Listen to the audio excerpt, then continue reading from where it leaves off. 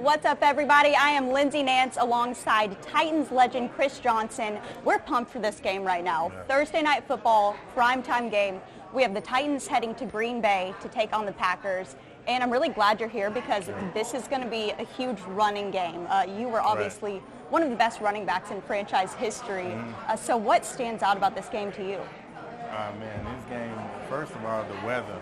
Yeah, right. Listen, 20 degrees. Listen, anytime you got Green Bay on the schedule, and you see that schedule come out before, you circle that on your calendar because you know it's going to be a cold game. And as a running back, you know the weather might not be good, and we're going to run the ball. Would that hype you up going into a game like that when you know all the pressure is going to be on you? That's our strength. Yeah. So it plays in our favor. It's a really good matchup. I want to take a minute to brag on you, just in case people did not grow up in Nashville and are diehard Titans fans. A lot of you might know him as CJ2K, got drafted by the Titans first round in 08, broke a record right off the bat with a 4.24 40. I know you've heard that number a lot of times. Won the rushing crown in 09 with 2,006 yards and was the NFL Offensive Player of the Year. Pro Bowl selection your first 3 years in the league. That's freaking insane. Ran for more than 1,000 yards each of your 6 seasons with the Titans. And fun fact, he also raced a cheetah. A lot of you might not have known that. Just coming back to Nashville, what are you feeling right now? Because this was home for you for a very long time. How's it feel being back? It's still home. It's still home. This whole Nashville community, how they embrace me and all that. So, I love coming back here. I got family still here. So it's lovely every time I come back to Nashville, and they always treat me like I still play. So, yeah. And you made your family move here, right? Then you left and they stayed. Yes. So when I first came here, I bought a house. I stayed in it for the first night. I was hearing all these weird noises and stuff like that. Yeah, it'd be like that around here. I called my mom, man, you need to call my brother, tell them they need to move up there. And they moved up there. Grown man still needs his mama. Come on. Yeah, I left, they stayed, and they still here, so. Yeah. What were your first initial thoughts when you came to Nashville? Did you think you were coming into Honky Tonk Central? Were you surprised? What was that like?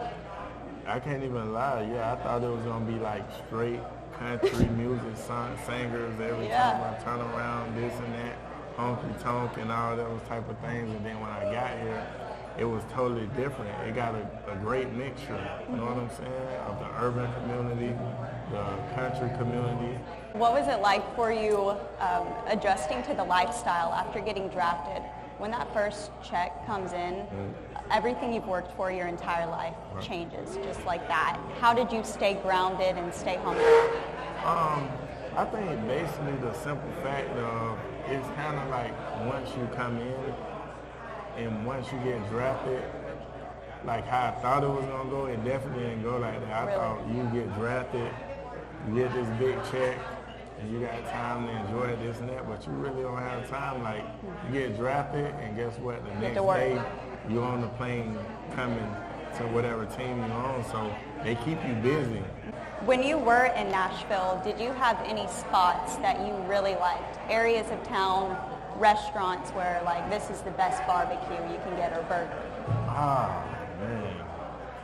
I know that's hard. That's putting hard. You on the spot. Well, a spot that I used to love to go to, and I still go there from time to time when I come and I'm here long enough to be able to go, it's a soul food spot called Monell's. Oh, I was hoping you'd say Monell's. Yeah, Monell's. You had Barbara's? I love it. And I haven't had Barbara's. You need to try Barbara's. That's some good soul food, too. What's a game you played in that you will never forget? That I'll never forget? I would say, that's actually an easy question. I would say it was 2 of them. One of them was when I played in Seattle where I went over 2,000 yards. That was the game. Did you know? I know when it happened? Yes, I know when it happened because even the whole game, I always told everybody before going in the game, don't tell me, don't keep me up on the stats. Let me know when I'm 5 yards away. So then they let me know when I was 5 yards away. And so when I broke it, I knew I broke it or whatever like that. Was that in 09? Yes. Did you have any pregame rituals? Like, were you superstitious about anything? This sock has to go on this foot first. This one has to go here. I used to just pray. Oh. I made sure I prayed before every game, like 3 times. I prayed at my locker. I prayed at my locker. Then we used to have a shower group. Like right before we go out to the field, we had a shower group where we prayed in the shower with whoever wanted to come get prayer. And then when we ran out, before we went to the sideline for the coin toss, I always went and prayed in the end zone. So I always prayed 3 times before every game. And that speaks a lot to your character and the character of this organization as a whole. So diving into the game tonight, we've mentioned the weather. We had a short week for both teams. Titans are currently 6-3, coming off of that 17-10 win over the Broncos. Packers are 4-6. They just snapped out of that 5-game losing streak. Right. How are you feeling about the game tonight as a whole? I'm feeling good. I'm feeling good because I know our front seven is going to put pressure on A-Rod. Yeah. So, you know, as long as we keep A-Rod when he don't have a crazy game. Which you never know. Yeah, you never which know. Which one are you going to get? You never know which one you're going to get. How do you prepare for a game in the cold like that? And especially at Lambeau, because that environment is a beast in itself. Yeah, pack a lot of long sleeves. Pack a lot of long sleeves. I've heard long sleeves, Vaseline, I've heard all kinds of crazy stuff the past few days.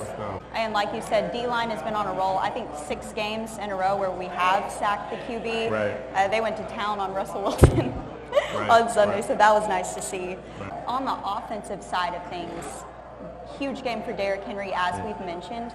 What's your mindset and your game plan going into this game? What do you want Todd Downing to call? Throw the ball downfield and make plays downfield to get some of those guys out the box so we can continue to let Derrick Henry work. And they have a very similar offense in a way as we do because they're kind of lacking on receivers, even though they had Christian Watson pop off out of nowhere last week. How can we stop their run? Because they kind of have a 1-2 punch similar to how you and Lindale were. Like they have those 2 running backs, Aaron Jones and A.J. Dillon. How do you stop them?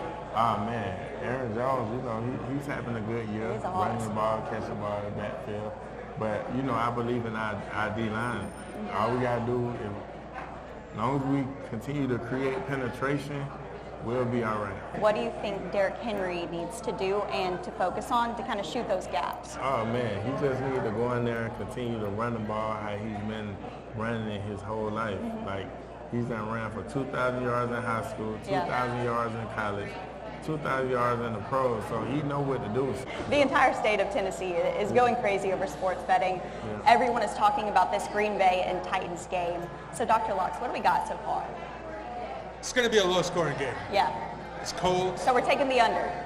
What was it, 41? Take the under. It's under 41. How do you feel about the spread for tonight? Are you liking Titans? I like the Titans. I like the Titans plus 3.5. Yeah. I wouldn't be shocked if they won this game. Obviously, we're rooting for the Titans to win this game. Yes. But 3.5 is safe. Derrick Henry over 80 yards. I like that. And I'm 0-10 on the year. So, so don't as listen I like to him, to but say, do. I'm 0-10, but as I like to say, if you're not hot, you're due. Do you like any of the player props you've seen, just the standalone props? If I had to pick some other player props, I like Aaron Jones over receiving yards, over receptions. We did have someone already take a massive parlay, $95,000 to win $175,000. Talk to me about that. So the sharp money comes in late. That's how you know.